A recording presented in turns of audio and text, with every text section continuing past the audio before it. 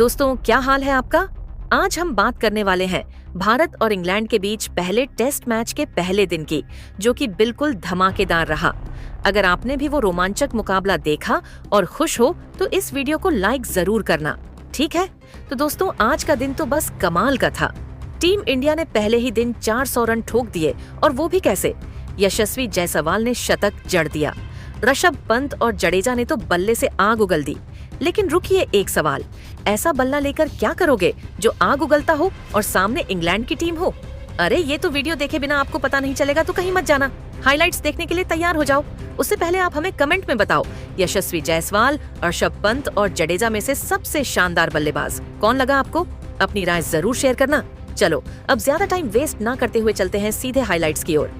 दोस्तों, भारत और इंग्लैंड के बीच 5 मैचों की टेस्ट सीरीज का पहला मुकाबला आखिरकार शुरू हो चुका है, और यह महायुद्ध हो रहा है इंग्लैंड के हेडिंग्ले मैदान पर, जहां टेस्ट क्रिकेट का इतिहास हर पल नया रूप लेता है, जहां एक एक गेंद पर कहानी बदल जाती है। और इस बार कहानी की शुरुआत हुई एक धमाके से। इस मुकाबले में भारतीय टीम की कमान संभाल रहे हैं युवा और जोशीले शुभमन गिल। वहीं इंग्लैंड टीम की कप्तानी सौंपी गई है उसको। और जैसे ही टॉस की घड़ी आई, पूरा स्टेडियम सांसें थाम कर देख रहा था कि किसके हाथ लगेगा पहला फायदा। और जैसे ही टॉस उछला, किस्मत का सिक्का भारत के पक्ष में गिरा। शुभमन गिल ने टॉस जीतकर बिना समय गंवाए पहले बल्लेबाजी करने का फैसला लिया।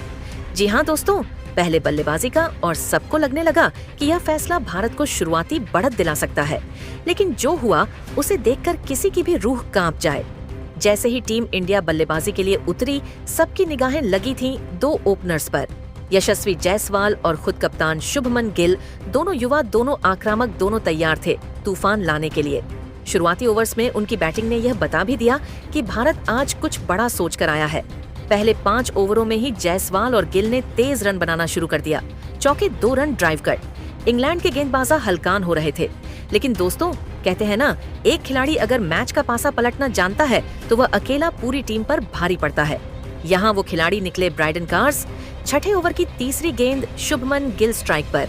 गेंद हवा में हल्की सी बाहर को स्विंग हो रही थी। गिल ने ड्राइव करने की कोशिश की और बल्ले का किनारा सीधा स्लिप में। गिल आउट। कप्तान गिल, जो शानदार शुरुआत के मूड में दिख रहे थे, सिर्फ 17 रन बनाकर ब्राइडन कार्स का शिकार बन गए। पूरा भारतीय ड्रेसिंग रूम सकते में एक स्तंभ ढह चुका था। लेकिन कहानी यहीं खत्म नहीं होती दोस्तों। अब मैदान पर आए तीसरे नंबर के बल्लेबाज के एल राहुल, जिनसे उम्मीदें थी कि टीम को संभालेंगे, यशस्वी का साथ देंगे और पहले दिन को भारत के नाम करेंगे। लेकिन किस्मत को कुछ और ही मंजूर था। राहुल की पारी मुश्किल से जम भी नहीं पाई आई थी। सिर्फ 5 रन बनाकर खेल रहे थे कि ब्राइडन कार्स ने एक बार फिर से अपना जादू चलाया। 9वीं ओवर की दूसरी गेंद इन स्विंगर, बल्ला और पैड के बीच गैप। बॉल ने गिलियां उड़ा दी। K L Rahul bowled. Brydon Carse तो बड़े शिकार कर चुके थे, शुभमन गिल और अब के एल राहुल। दोस्तों, आप समझ सकते हैं कैसा लगा होगा। पहले दिन लंच से पहले ही 2 अहम विकेट खो देना, वो भी इतने सस्ते में। लेकिन भारत के पास अब भी एक उम्मीद थी, यशस्वी जायसवाल, और अब उनके साथ मैदान पर आए करुण नायर। करुण नायर, जिनके नाम एक 13 शतक भी दर्ज है टेस्ट क्रिकेट में। उम्मीद थी कि वह अब यशस्वी के साथ पारी को संभालेंगे। लेकिन इंग्लैंड की रणनीति कुछ और ही थी। ब्राइडन कार्स, जो अब तक 2 शिकार कर चुके थे, उन्होंने अपना तीसरा वार लंच से ठीक पहले किया। 27वें ओवर की 5वीं गेंद बाहर जाती हुई गेंद। करुण नायर ने ड्राइव खेला। किनारा सीधा फर्स्ट स्लिप के हाथों में। करुण नायर सिर्फ 14 रन बनाकर चलते बने। ब्राइडन कार्स 3 विकेट ले चुके थे और भारत सिर्फ 72 रन पर अपने 3 टॉप ऑर्डर बल्लेबाज खो चुका था। लंच तक स्कोर था 72 रन पर 3 विकेट, और भारतीय फैंस की सांसें रुकी हुई थी। लेकिन दोस्तों, अब भी मैदान पर थे एक योद्धा, यशस्वी जायसवाल। लंच के बाद जो जोड़ी मैदान पर उतरी, उसने जैसे मैच की पूरी स्क्रिप्ट ही बदल दी। यशस्वी जायसवाल के साथ आए ऋषभ पंत, जिनके खेलने का अंदाज टेस्ट क्रिकेट को भी T20 जैसा बना देता है। लंच के बाद यशस्वी जायसवाल ने अपने बैट से वह किया जो एक असली फाइटर करता है।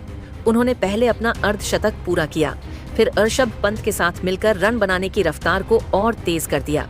इंग्लैंड के गेंदबाज अब परेशान दिखने लगे थे। कप्तान फॉक्स बार बार गेंदबाज बदल रहे थे। Jamie Overton, Shoaib Bashir, Brydon Carse, खुद फॉक्स, सबको आजमाया गया।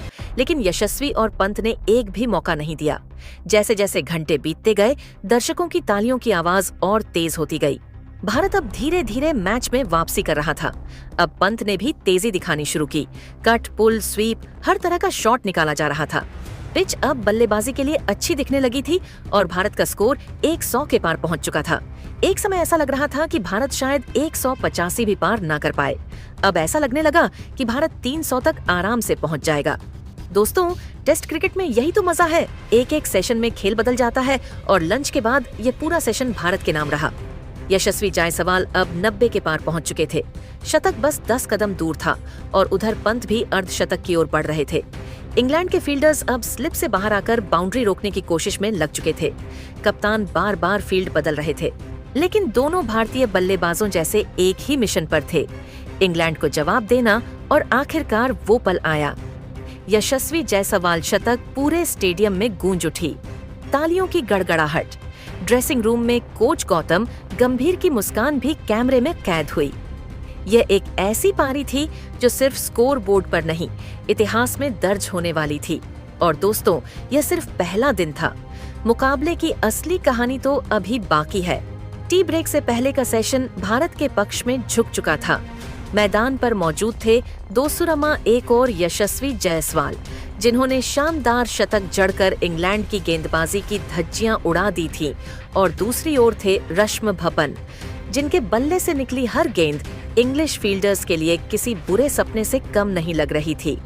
टी ब्रेक के बाद जब खिलाड़ी मैदान पर लौटे तो नजारे ही कुछ और थे।